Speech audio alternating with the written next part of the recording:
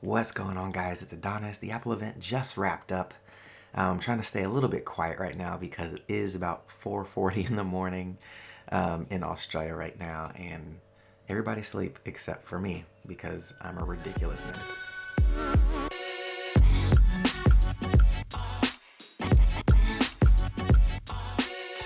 So R.I.P. to the OG MacBook Pro, the one with the optical drive and the traditional spinning disk hard drive that is no longer on Apple's website, either here in Australia or on the America site.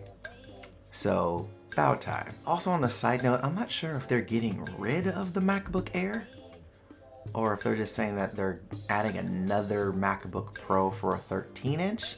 But then at the end, they were just showing the kind of newer computers, MacBook Pro. So I don't know, because the MacBook Air is still on the website. So what are your theories? Is the MacBook Air dead? I don't know. So yes, there was some updates to the Apple TV today. Software updates, TV app, pretty cool. But the big star of the show is the MacBook Pro. Now, this is something I've been saying for a really long time. I knew that the MacBook was going to be the design language moving forward, and it showed today in all of its thin glory. And I know a lot of people are probably going to be complaining because there's no MagSafe charger anymore on the MacBook Pros, which is sometimes a saving grace. All I would have to say is you gotta be really careful because they are no longer there. But the new MacBook Pros have 4 Thunderbolt 3 ports in USB-C configuration. So that means support for VGA, HDMI, DisplayPort 2.1, Thunderbolt USB 3.1 at 10 gigabits a second. That's awesome. That's pretty cool. And they announced a partnership with LG with a 5K display. Really interested on why Apple hasn't done their own. Maybe it just wasn't a big seller. Not 100% sure, but really interesting though, just to note. Now, as far as the performance split, it's almost identical to the prior MacBook Pros. You have the dedicated graphics card models dedicated specifically for the 15-inch Retina models, and then the integrated graphics card models are only the 13-inch.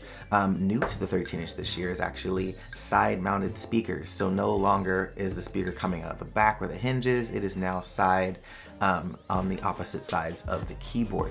That's really cool because I prefer that speaker layout. Now, Apple's actually talking about extremely high increase in performance from the previous generation to this one.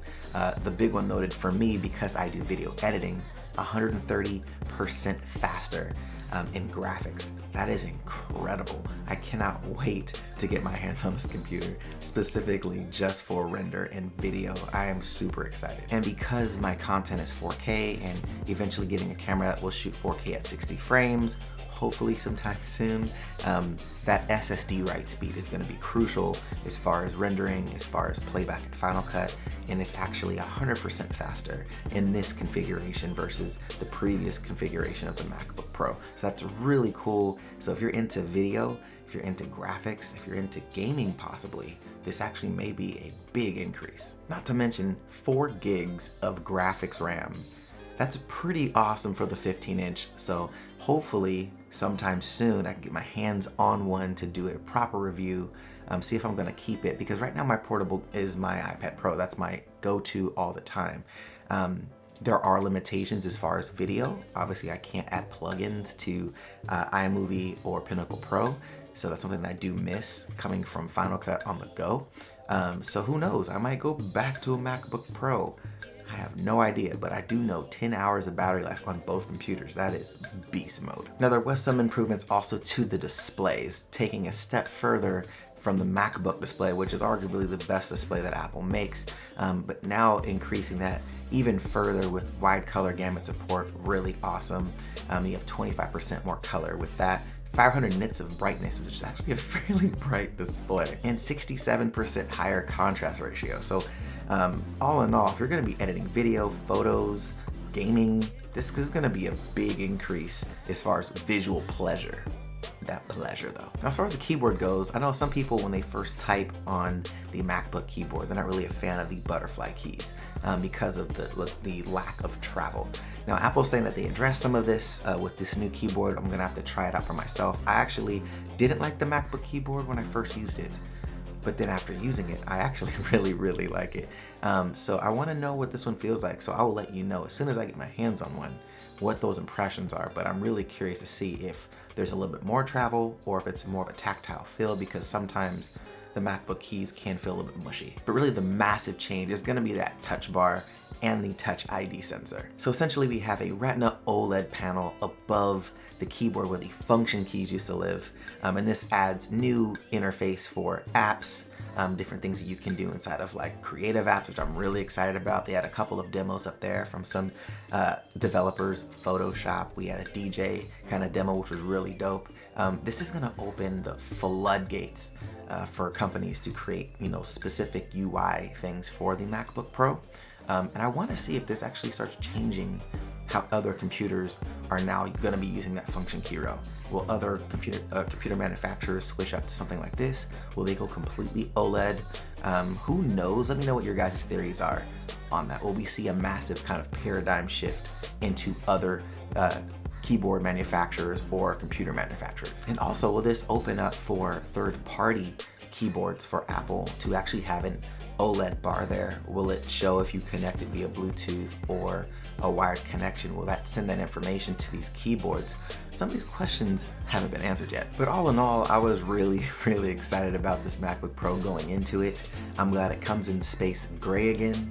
Thank God. I've been waiting for a dark color MacBook since the original black MacBook, which we'll probably never get again. I was kind of hoping that maybe we would get a jet black MacBook. That'd be pretty sick. However, considering how easily it's scratched, may not have been the best decision to do that, so I'm glad they just stuck with space gray. Which is a little strange too, because I know Apple's really focused on their ecosystem, so it's strange that we have phones that are black and jet black, but then we have a computer that's space gray. The colors are just, I'm not really following the color naming thing. I think maybe it just should have called it black, how the phones are called black. But let me know what you guys think about the color options. Were you looking for a rose gold or a gold MacBook Pro? Obviously they're not there, but let me know your guys' thoughts on that. But that's gonna do it for my recap, guys, of the Apple event. Let me know in the comment section what your guys are mostly excited about. I'd really like to know. If you guys like this recap, hit that thumbs up button, show your boy some love, and if you haven't subscribed to the channel yet, you're gonna wanna do that. Hit that APP logo in the corner to subscribe to the channel, or if you're on mobile, hit the subscribe button, and if you're on Snapchat, follow your boy at Adonis Xavier. All right, guys, till next time. See you later.